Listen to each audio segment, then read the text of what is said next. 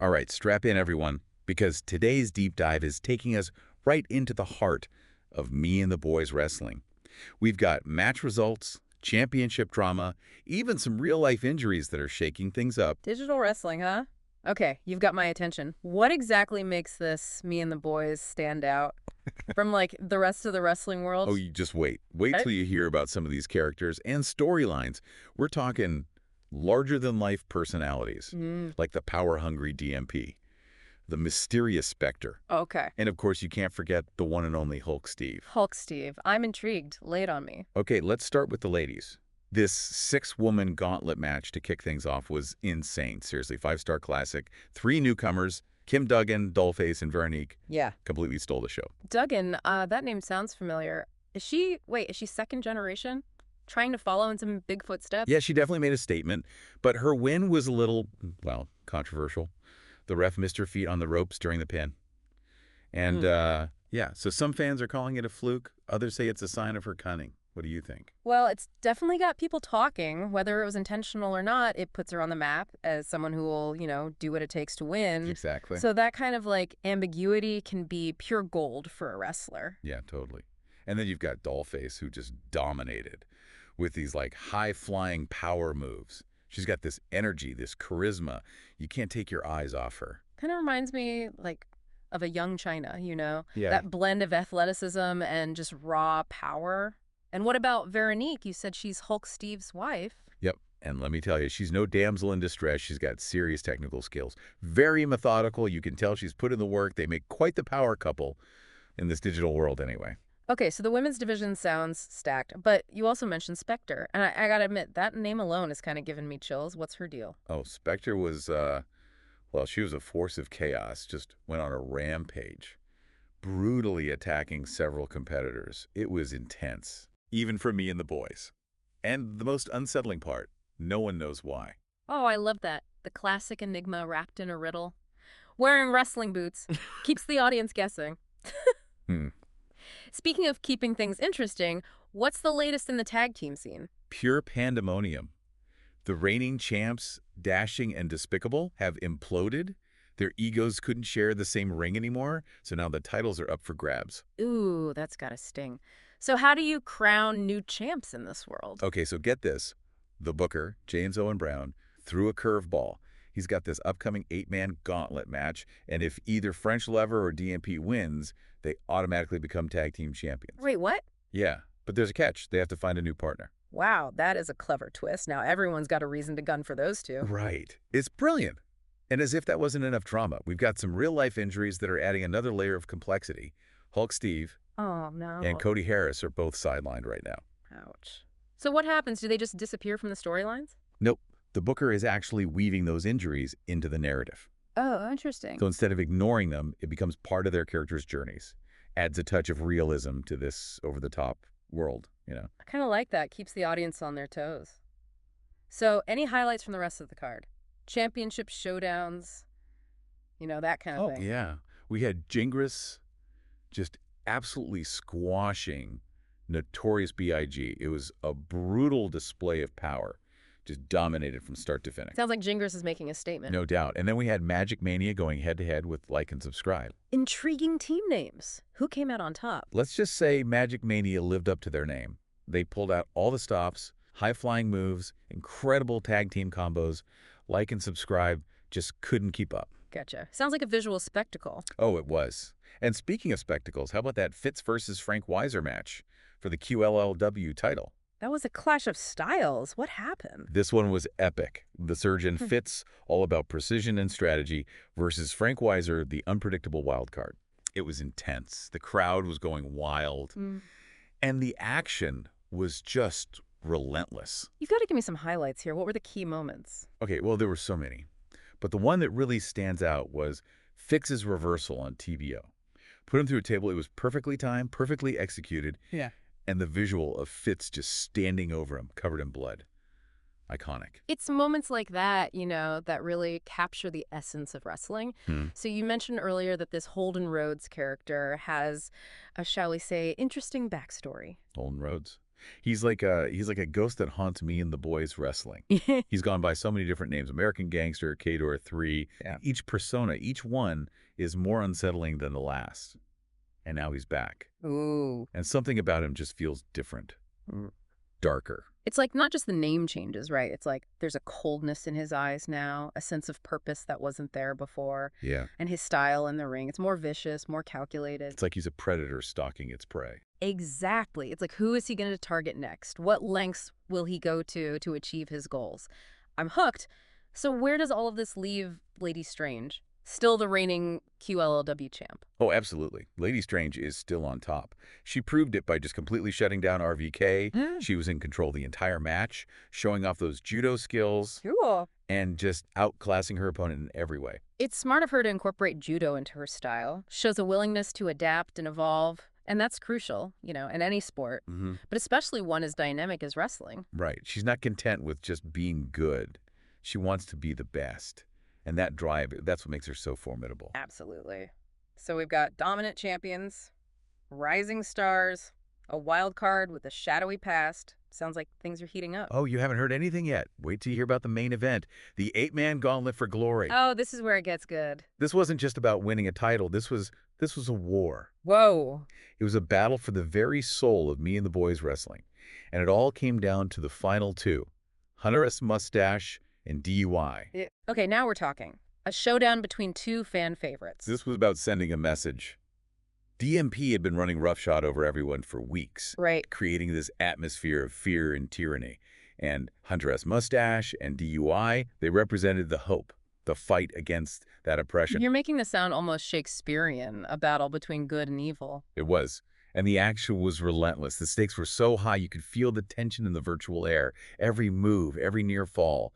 The crowd was on the edge of their seats. Okay, so who emerged victorious from this epic clash? Did good triumph over evil? In the end, it was Hunter's mustache. He stood tall, finally dethroning DMP and reclaiming the championship he deserves. The crowd went absolutely ballistic. It was a true underdog story, a victory for the good guys. What a moment. And what about Stroh? With that Money in the Bank contract, did he make an appearance? There were whispers that he might cash in, especially with DMP weakened after that brutal gauntlet match. But no, it didn't happen. Maybe he's biding his time, waiting for the perfect opportunity. Or maybe he's got something else up his sleeve entirely. The mystery deepens. So where do we go from here? What does this all mean for the future of me and the boys wrestling? That's the million-dollar question, isn't it? We've got a new champ, a wild card on the loose, and the women's division is hotter than ever. I'm ready to really dive into some of these individual stories. Yeah, let's start with Dollface. She really brought the house down in that gauntlet match. It wasn't just about winning, it was the way she did it. Right, it wasn't just brute force. There was a strategy to her attacks, a calculated aggression, almost like she's studied the greats and added her own unique twist. And that look, the face paint, the wild hair. She's intimidating, but she's also captivating, you know what I mean? It's a perfect blend of power and personality, and that's what makes a wrestler truly memorable. And then you've got Kim Duggan, trying to, carry on the family legacy. That match was intense, even with the controversy around that pin. Do you think she'll lean into that win-at-all-costs persona? Or try to, distance herself from it? Tough call. Embracing it could make her a fantastic heel, especially if she plays up the arrogance. But if she wants to be a true fan favorite, she'll need to prove that win was a fluke. Showcase her skills, in a clean victory. It'll be interesting to see which path she chooses. And then there's Veronique, Hulk Steve's wife. Talk about a contrast in styles. He's all about power and showmanship, while she's so precise, so technical. It's fascinating, isn't it? You can practically see, the years of training in her movements. It's like she's dissecting her opponents, finding their weaknesses and exploiting them. It makes you wonder, did Hulk Steve teach her those moves? Or is she the one calling the shots in that relationship, at least when it comes to wrestling? Now there's a storyline waiting to happen. Imagine the tension if they ever faced off in the ring. But for now, let's talk about the elephant, or rather the specter, in the room. Holden Rhodes. He's like a shadow, looming over me and the boys wrestling. And it's getting darker by the day. This new persona, it's chilling. It's not just the name changes, is it? There's a coldness to his eyes now, a sense of purpose that wasn't there before. And his in-ring style, it's become more vicious, more calculated. He's like a predator, stalking its prey. He's got that unsettling aura, that unpredictable nature, makes you wonder who's he going to target next and what lengths will he go to. He's a walking, talking mystery, and I'm hooked. Me too. And speaking of captivating characters, Lady Strange proved once again why she's on top. Her match against RVK was a masterclass in dominance. She's really come into her own. That blend of power and technique, it's mesmerizing to watch. And her confidence, it's through the roof. She's not afraid of any challenger. She's embracing the pressure. That's what separates the good from the great. It's not just about winning. It's about evolving, pushing your limits, inspiring others. And let's not forget about the eight-man gauntlet. Talk about brutality. It was a war of attrition, a test of endurance. You could feel the animosity. It was like a pressure cooker, And when it exploded, it was glorious chaos. And in the middle of it all, DMP finally got what he deserved. He'd been dishing out punishment for weeks. But in that gauntlet match, he became the target.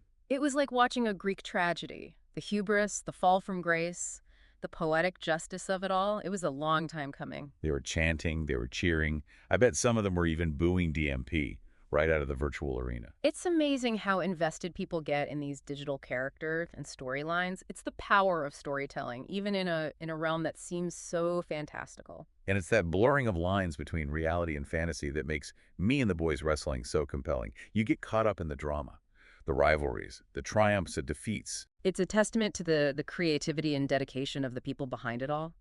The booker, the wrestlers, the production team, they've created something truly unique and engaging. So where do we go from here? We've got a new champion, but there are still so many unanswered questions, so many loose ends. That's the beauty of it, right? It's a constantly evolving story with twists and turns around every corner. Let's put on our prediction hats and see if we can figure out what the future holds for Me and the Boys Wrestling. All right, so we're back, and we've been talking about the wild world of Me and the Boys Wrestling. And let me tell you, this is one unpredictable ride. Yeah, no kidding. We've got champions on shaky ground, villains lurking in the shadows. Oh, yeah. And enough simmering rivalries to power a whole city. I'm ready to speculate wildly about what the future holds. Well, let's start with the champ, Hunter S. Mustache. He finally got his moment after weeks of going up against, DMP's tyranny. But is he ready for what comes next? Oh, man. That championship belt might as well be a giant target. Everyone's going to be coming for him. You've got DUI, who put up one heck of a fight in that gauntlet, and Dr. Volcano, fueled by revenge, man. Yeah. And then there's Danger Boy, who's still stewing over that title loss. So many contenders. Talk about a stacked deck. But I have a feeling the biggest threat might be someone we haven't even talked about yet. Hold on. You're talking about Stro, right? And that Money in the Bank contract? Bingo. That contract is like a ticking time bomb. He can cash it in anytime, any place. Hunter S. Mustache could be celebrating his victory, and bam, Stro comes out of nowhere, steals the championship. Man, can you imagine? Not only does he lose the title, but the momentum, the confidence. It'd be a blow, for sure. It would make him an instant villain, but a brilliant one. Oh, yeah, for sure. And let's be real, Me and the Boys thrives on chaos. Speaking of chaos, Yeah. how about those vacant tag team titles? Oh, right. The booker really threw a wrench in things with that whole winner gets to pick a partner deal. Yeah, it's a recipe for disaster. You're going to have rivals forced to team up, fragile alliances, maybe even some backstabbing. Who knows? The potential for drama is through the roof. I can't wait to see how it all unfolds. Oh, and speaking of drama, we can't forget about our wild card, Holden Rhodes. Oh, man, he is like a ghost haunting the halls of Me and the Boys Wrestling. Yeah, you never know when he's going to strike or who he's going to target. He's a master manipulator, playing mind games with everybody. I wouldn't be surprised if he ends up challenging for a title, singles or tag team, who knows? Right, what about Spectre? Working her own angle? It's like a storm's brewing, and we're right in the middle of it. It is. And, it's not just about the spectacle. We've got these human stories playing out, too. Kim Duggan wrestling with her family legacy, Dr. Volcano wanting redemption. These are stories we can connect with. Exactly. It's those stories that elevate it beyond, just the spectacle. And that's what makes Me and the Boys Wrestling so compelling. It's unpredictable. It's entertaining. It's definitely got me hooked. Me too. So if you haven't already, do yourself a favor and check it out. Me and the Boys Wrestling. It's a wild ride. And that's a wrap on our deep dive. Until next time.